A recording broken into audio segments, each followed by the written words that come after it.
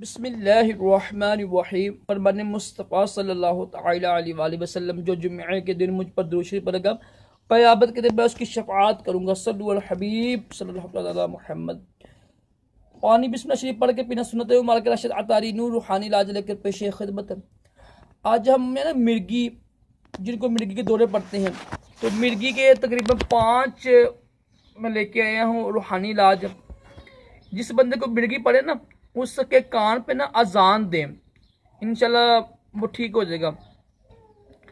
उसके अजान में अकामत दें, ठीक हो जाएगा इंशाल्लाह। उसकी ना यानी अवला खदरूशी पढ़ के ना 26 मरतबा ला हौला वला कुव्वत इल्ला पढ़ के उसको फूक मारे, इंशाल्लाह ठीक हो जाएगा।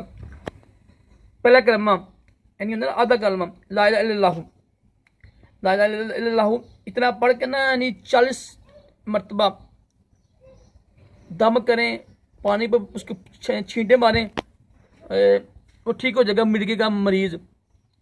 या रहमान या रहीम पढ़ के 40 मरतबा उसके ऊपर फूंक मारें, दम करें, इंशाल्लाह वो ठीक हो जाएगा। 4 5 हो गए हैं, 4 5 2 एक। इसका वजीफा ये है कि बिस्मिल्लाह शरीफ पढ़ के ना बिस्मिल्लाहिर्रहमानिर्रहीम पढ़ कर अव्वल आखिर दुरूशी पढ़ लें। कोई भी काम करें ना, वजीफा करें तो अव्वल आखिर दुरूशी पढ़ना चाहिए, क्योंकि हदीस पाक में है कि इसके बगैर बरकत नहीं होती भी काम में। तो आखिरी अमल ये है, वजीफा ये है कि बिस्मिल्लाह शरीफ पढ़कर अव्वल आखिर दुरूशी पढ़ के सूरज शम्स पढ़कर एक मरतबा उस पर दम भी करे, पानी पर दम भी करे।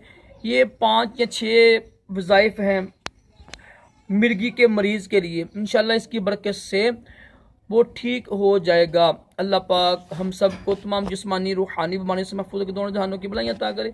सल्लल्लाहु अलैहि हबीब मोहम्मद।